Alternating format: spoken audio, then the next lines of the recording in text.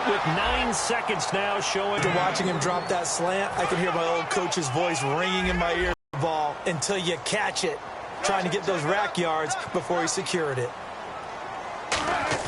Wilson now to throw there, and that's complete. And he's able to get the first before he's taken down. Now holding everything here, we're going to get a timeout by the offense. So as they take it over, we step aside. Here's Wilson. And his throw here's incomplete. So we reach Hey, you. Yeah, you. John, why'd you skip Larry's halftime? I'm just kidding. I don't know who you are. But if you're John, I bet you're pretty freaked out for a second. All right, let's get to the third quarter. Out come the Vikings. They'll have it first on offense as we begin the third. They have the lead. Now they'll be looking to extend that lead. And this is where I enjoy talking about one of my favorite subjects, tendency breakers, or counters as I also like to call them. You've done things in a certain way in the first half, and they've had the ability to see what you've done. They're going to make their adjustments. So guess what? You adjust yourself and try and stay ahead of the pace because you are looking for some separation in this ball game. The adjustment to the adjustment. Without a doubt. Show him one thing, hit him with something else. And he's able to get out to the 32, brought down there. Call it a gain of 3, and that's going to bring up a third down. And with this drop-off from last week, you know, a guy of his caliber, he doesn't take this very well, does he? No, not at all. And right now it's a matter of who wants to even be around him at this point and who can be around him, maybe to help him settle down or just to listen to him a little bit and let him vent so he can get it out of his system. It's just such a stark difference from what we saw last week. Yeah. You've mentioned many times before how impressed you are with his footwork, his decision-making, his reads. For me, his overall athleticism last week, escaping the pocket and creating big plays. We're not seeing that so far. 44 on his first punt, and this is a good kick as well. And a fair catch signaled for and taken just outside the 20-yard line. So possession goes over here on the punt. And possession will switch hands, 1st and 10. Now the attention turns to the Saints offense getting ready for their first possession of the second half. They start the drive with Abdullah. They were able to get the stop defensively. Now a chance to turn that into points on the offensive end. Can you imagine what the grease board looks like at the half? Because no, tell me. That's exactly what they printed up. Stop them on defense, get the ball back for our offense, and go downfield and score some points. Now, the last part remains to be seen, but they got the first part done very well. Do people use grease boards, or you mean the magic marker boards? Yeah, those two. So they go out of the gun, try to delay it on the draw, but nothing there. Yeah, good play by the defense there. They sniffed it out and made sure there were no gaps for him to run. If you're the offense, though, you have to think to yourself, maybe I go play action down the road. Finding time, and he'll just toss it away.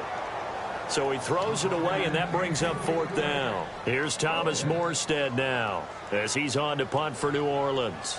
A pretty good coverage there, and both of these defenses, they've had good coverage throughout this one. No doubt about it, and in today's NFL, where we're used to a bit more scoring, this feels almost like a well-pitched game in baseball on both sides where the tension continues to build.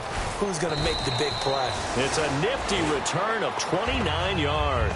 And the offense will come back onto the field with a 1st and 10. Now the Minnesota offense set to take over again. And a tight game after punting last time. See if they can get something going on this drive. As they head to the field now, with the game this close, you've got to feel there's a sense of urgency for them going on offense right now. But they have to do it without letting panic creep in and affect their play.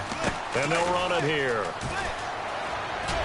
And not much room to operate as he'll get this up only to about the 41. He'll pick up only a yard there, and it'll leave him with a 3rd and 7. Well, I think we know by now that every run is not going to be broken and get all the way to the end zone. These short ones still have their value. You can still set up the play action and throw the football. You control the clock because you have the ball and they don't. And often the physicality sets the tempo for the game. But give the defensive guys a little bit of credit. They didn't let the deep ball beat them on that play, did they? No, the drag, that guy can be your safety valve. We saw it right there. Yeah, and they picked up a 1st down for him, too. And it's a short one here, complete to his tight end. Holding offense. So oftentimes you see defensive holding. Here it's offensive holding for the flag.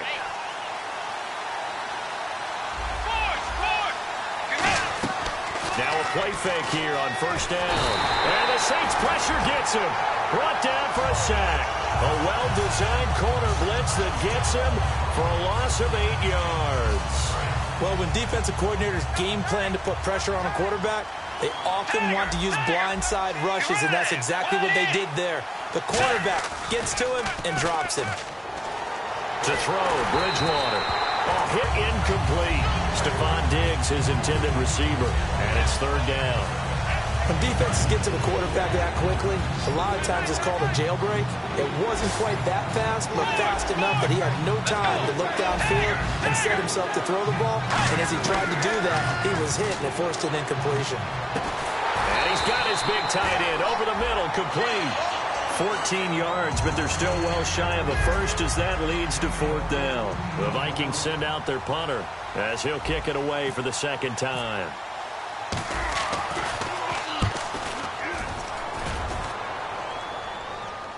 Calls for the fair catch, makes the fair catch just inside the 15-yard line. 37 yards on the punt with no return. And the Saints will take over with a 1st and 10 deep in their own territory.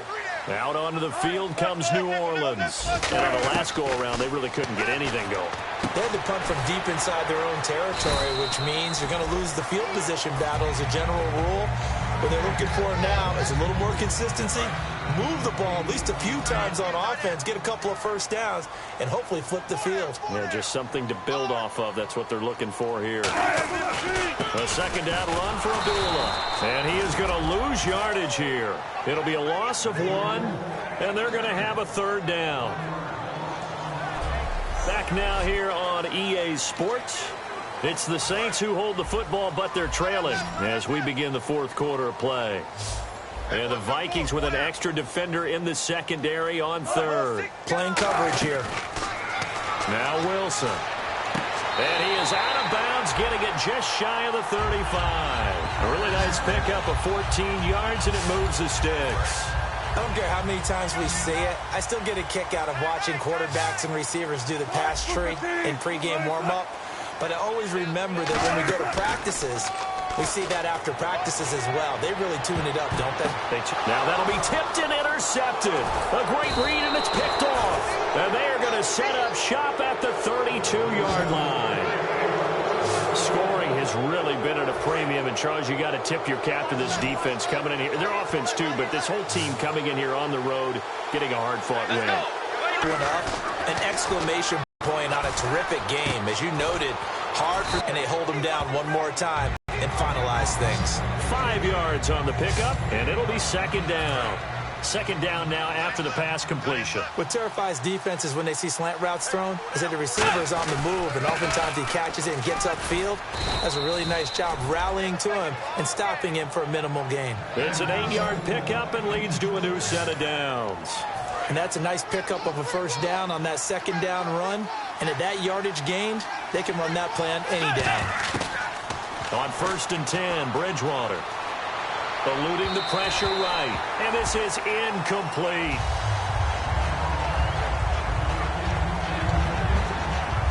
Second down following the... On second down, Bridgewater again. And look at this. They get the turnover they needed. It's intercepted. A great read, and it's picked off. And his guys are going to take over at the 39-yard line. Now the Saints, they trot their offense out here. And following the interception, just any interception, are you a little bit more cautious when you start that next drive? Or you just throw that out the window? I think you are. I don't think that there's any way you can run back out there and go, totally didn't affect me. Let's just go ahead and be loose with the football again. You're going to take care of it, but you have to be careful about being too cautious because now you can't run any offense at all. Still want to attack. We'll see how they attack them here. It's a game of matchups, and that's why you take your receivers and move them around a bunch, especially your best guys. And when they work out of the slot, you often hear the coaches talk about how great it is because it gives you a two-way go. You can break out or you can break in. That makes it hard to defend.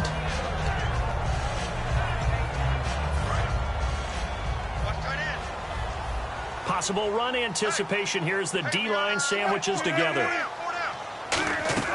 Now Wilson on second down.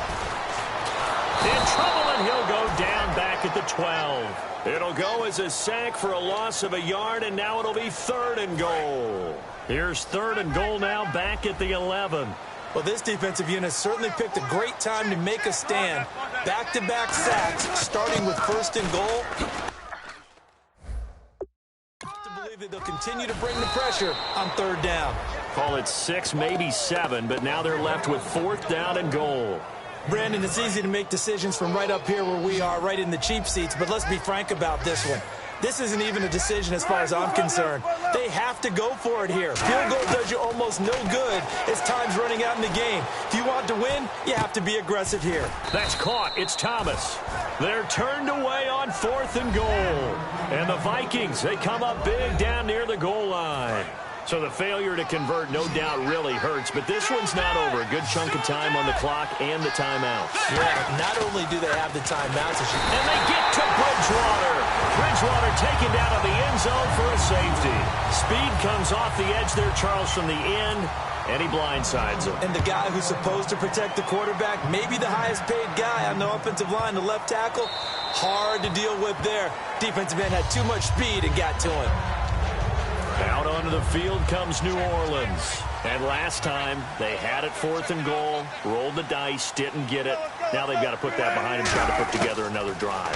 A simple tip of the cap, a nod of the head to the defense. Congratulations, you got us last time. But you didn't hold us the whole time. We got down to position. We were able to be in position to score. Let's go ahead and attack again. Continue to have that kind of confidence. Not worry about the one play that didn't allow them to get into the end zone. And this time they'll be trying to get it into the end zone. We'll see what they do. They'll come out in the pistol. Throwing now, Wilson on 1st down. And he'll toss this one incomplete. Seeing no options, he throws it away. I hope I don't sound too rah-rah on that one, but that's the exact right throw. Either your receiver gets it or no one gets it. Give him a lot of credit for being really precise with it. Got rid of it. No one got it. Back to throw. Throw left side to the tight end, Walford. And taking it across midfield and inside the 45. And now they're in the hurry-up. He'll look to throw. Oh, look at Thomas wide open. And he's going to get this one down right to the edge of the red zone of the chalk of the 20. Remember how much we enjoyed watching him last week? It's the same thing. Look at those numbers. I'd hate to be a defender right now because no matter what they're throwing at him in terms of coverages, he's finding ways to defeat it. And even when he's covered, he's not covered. What is he doing? What's that term they use? He's uncovering and making big catches. Really fun to watch. And he's got it. Touchdown, Saints. Their dangerous wide receiver. His 2nd touchdown on the season. And the Saints have moved out in front here in the 4th quarter. And he's got it up and through. And touchdown, and congratulations, and 0 relaxation ahead of them, right? Way too much time on the clock for them to start celebrating. Yeah, part 1 is done, but now on the sideline, you can already see him scrambling down there. They're getting those defensive guys ready. Yes, you have to get those guys ready, and you also have to talk to your special teams guys. Make sure the kickoff is exactly what you want and cover it well.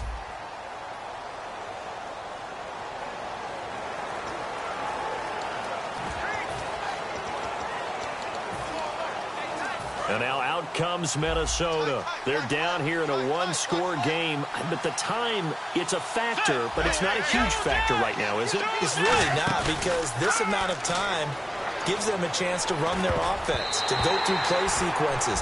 And this is what they work on every week in practice, usually on a Friday. They go over this type of a situation, late game situation. What are we going to do when we have the opportunity?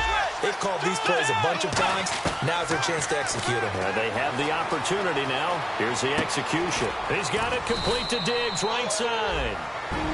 Now whistles come in. We're going to get a timeout here by the offense. It's just their first. They've got 2 more to use here in the final stages. They'll look to throw. And he takes a shot on the release as this will be incomplete. Well, that plays a statistic that's going to go on the defensive team stat sheet. Won't necessarily reflect in ours, right, the overall game sheet. But you and I know that they keep count on pressures, hits on quarterbacks, all those things, hoping to increase that throughout the game. And here we are in the fourth quarter, and they got a big one. And such a close game. Now hold everything here. We're going to get a timeout by the offense. That'll leave them with just one remaining in this fourth quarter of play. Looking to jam the receivers at the line here. Press coverage look defensively.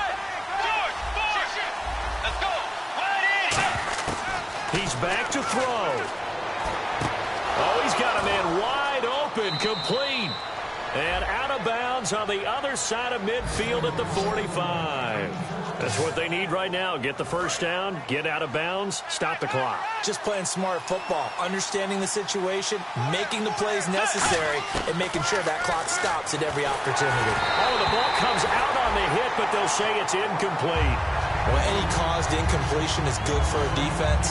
But when you add to it that you get a little hit on the quarterback, knock him to the ground, make him think a little bit, hopefully knock him off his game, especially a game of this magnitude, this tight in the fourth quarter, got to feel pretty good as a defense. That's caught inside the 20.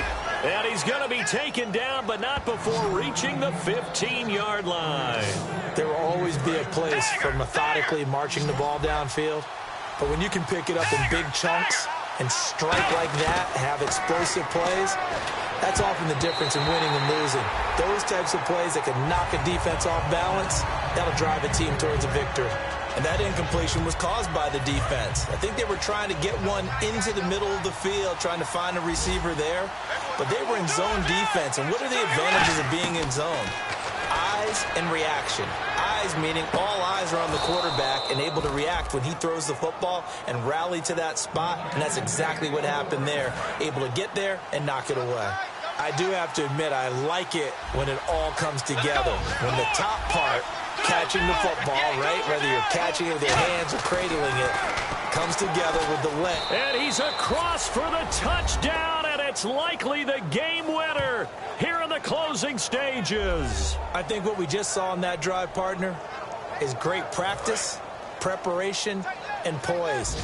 Not only did they score with little time left for them to retaliate, they chewed up enough time along the way while still getting the yardage they needed.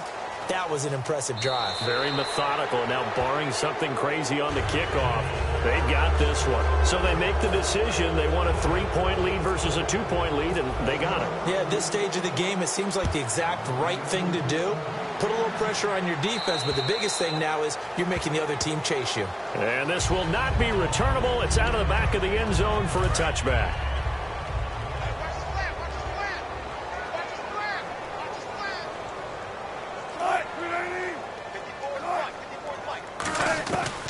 To throw. Now a desperation throw deep downfield. And he bats it away, and it falls down incomplete. And that play was what every defense is wary of. The big strike attempted downfield, but they were in excellent position. They didn't get fooled. And while he didn't come up with the interception, was able to bat the ball down. One last shot for Wilson. He's going to let it fly. And it's incomplete. So their final drive comes up empty.